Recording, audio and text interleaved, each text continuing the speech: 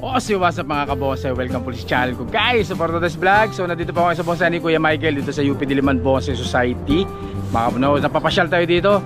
So pasilip ko lang sa iyo yung mga halaman ni Kuya Michael dito mga kabonsay. So yung guys, ating patigal na pasok natin intro. Kaya intro, pasok!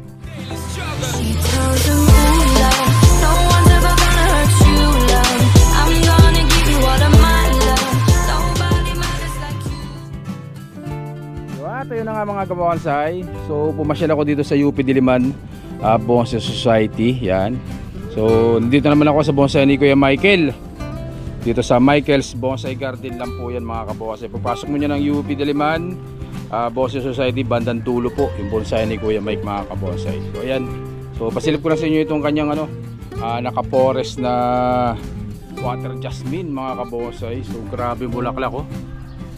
Hitik na hitik sa bulaklak mga kabonsay ngayon itong mga water jasmine. So yung nasa akin doon sa garden ganun din po, puro bulaklak din mga kabonsay. So ang pagkakaiba lang nung kay Kuya Mike syempre yan po yung naka-forest. So lalaki po niyan, sobrang lalaking mga water jasmine. So ganyan kalaki oh. So yan mga kabonsay, yung kamay ko kita nyo, halimaw to na water jasmine, napakalaki. So limang puno yan, isa, dalawa, tatlo, apat, lima. So limang puno po yan pinagsama-sama sa isang bonsai pot. So napakahaba po ng bonsai pot na yan mga kabonsay. Ang laking forest nito mga kabonsay na water jasmine guys. Yan. So ang lalaki nito, ayan oh. So ganyan kalalaki. Anong sukat Kuya Mike itong haba nito? 7 feet. O si Kuya Mike, kaway ka muna sa vlog. Yan, yan. 7 feet. Yan. 7 feet yung haba. So mga kabonsay, napapasyal ako dito sa UP dahil po sa March 2, 2024 may gaganapin pong libreng basic bonsai seminar ang Diliman Bonsai Club. Kaya doon sa mga malalapit, kaya sa malalayo kung gusto niyo pumasyal, pasyal po kayo dito sa Sabado, March 2. At dahil meron pong libreng seminar, basic bonsai training, tapos pagtapos po ng event ng seminar may parapol po para doon sa mga umattend. Kaya 9 AM ang umpisa, punta na po kayo dito para mag-register kayo. Tapos 11 hanggang 11 po. Pagkatapos po ng seminar may parapol po dyan para sa mga umattend mga kabonsay. Kaya pasyal po kayo March 2, Sabado na po yan. May libreng seminar po dito sa UP Diliman Bonsai Society mga kabonsay. Ayan Mike, Kuya Mike, ikutin ko lang to Yan. So 7 feet pala yung haba nito guys. 7 feet yung haba nitong water jasmine to ni Kuya Michael. Ang nakahaba niyan guys, 7 feet water jasmine na naka-forest mga kabonsay. So ayan napakaganda niyan Ano rin po yan for sale din po yan, for sale yan. PM lang po ka, PM sa may mga kursunada. Yan. So dito malipat tayo dito. So ito naman guys, yan sobrang pino na rin po ng daon, ang liliit na ng daon. So ito naman po ay tugas. Yan, tugas po yan mga kabonsay. Yan, so ilalim tinan nyo, ilalim ng tugas niyan, punong-puno. So ganyan kalaki yung trunk niya, laki din. Yan, tugas mga kabonsay. Yan. So ganyan na po kaliliit ng daon niya. So ano na po ito, almost finish na rin po ito, halos patapos na rin. Yan. Napakaganda rin po yan guys. Yan. Tugas. Tayo dito. So ito mga kabonsay yan. So medyo matagal na rin akong walang vlog dito sa UP. Yan. Kaya napapasyal tayo dito. So ito tugas na rin ito mga kabonsay. Yan literati na tugas. Ganda nito. Literati na parang semi cascade na rin ang itsura niyan mga kabonsay. So laki niya ganyan kalaki. Ganda. So tugas din po yan. On training pa rin, naka-train. Hindi pa, wala pong masyadong mga branches, nagpapalaki pa lang, mga primary pa lang ang mga naka-wire dyan guys. Pero napakalaki po nito. Tugas mga kabonsay. Yan. So dito naman, ito yung aguho. Yan. So na-vlog ko na rin dati to, pero siguro mga isang taon na. So iba ang itsura na ngayon, mas lumaki na yung mga sanga niya mga kabonsay. So aguho naman mga kabonsay, sexy, sobrang sexy ang aguho niyan guys. Tingnan nyo guys, aguho na sexy yan. Yan. So Naka-train pa rin, naka-train, di pa masyadong buo. Yan, pero napakaganda nito. Quality materials to mga kabose pag nabuo. Ganda. Aguho. Yan. So napakaraming halaman ni Kuya Michael doon sa kabila. So ito yung nandito lang sa harapan ng bahay niya, guys. Yan. So meron dito materials na ano, ganda rin ito. Ayun ko lang nakita to, bago to. Kulasi. Ganda, laki niyan, guys. Ganda ng paa, ganda ng ano, exposed root siya. Kulasi. Bago yan, ngayon ko lang nakita yan. Dito tayo. So ito, guys, so may kulasi rin si Kuya Michael dito. Kulasi. Siyempre Yang Batangas. Yan. Ito yung mga Yang Batangas na nabili dati nung last year. Yan. Isang taon. So ito kulasi rin, guys. Yan. Meron din isang aguho pa dito, guys. Sexy rin. Yung isa na yun, aguho na yan. So ito yung mas malaki. Sexy rin mga kabose na aguho nito. Ganda. So ganyan kalaki yung base nya. Lalaki na ng sanga. Ano? Kita nyo yung mga sanga na yan. Mga patubo lang yan. Ang lalaki. Aguho mga kabonsai. Napakaganda.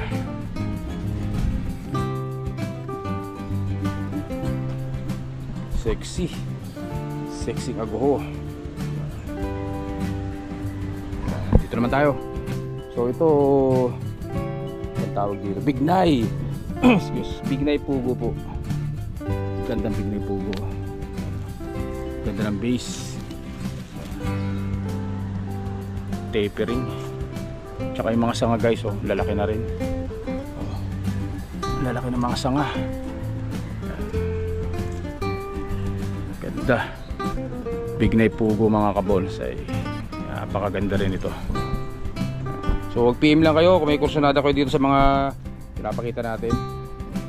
So ito meron dito ito yung ano, Yang Batangas pa rin mga kabonsai. Yang Batangas yan. Napakagandang Yang Batangas, guys.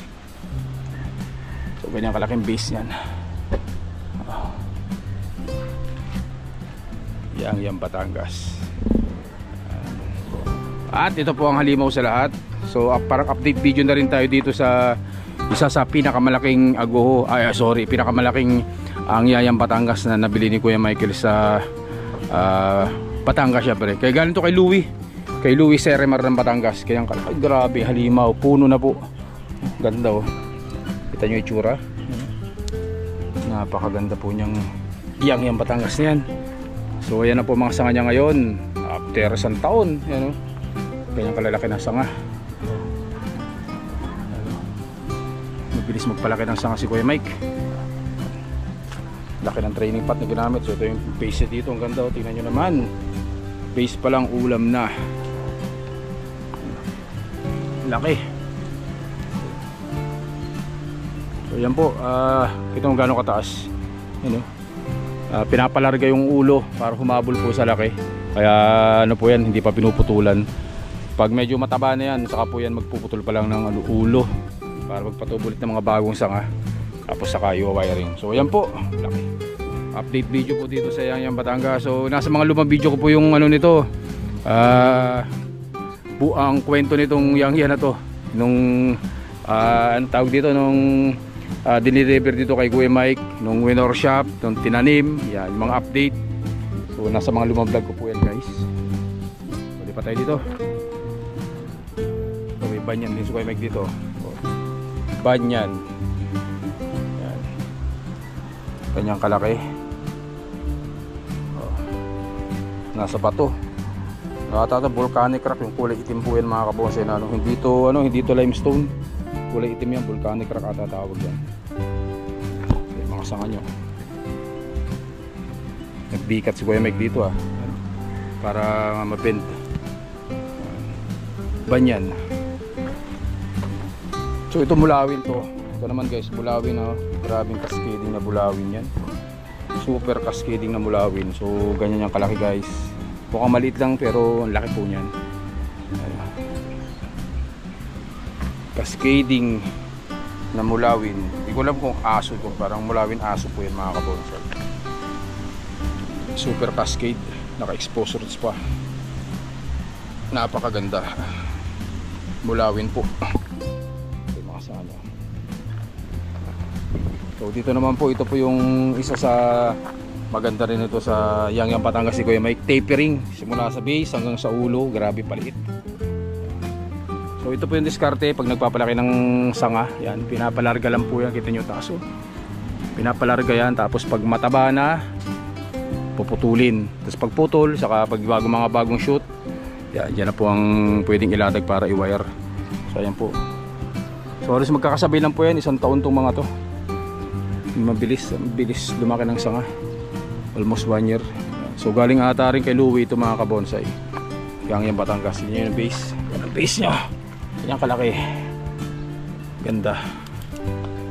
So iba mga huling tumubo kaya malilit pa. Yung iba mga naunang tumubo yung nasa taas. Kaya mas naunang lumaki guys. Yangyang Batangas.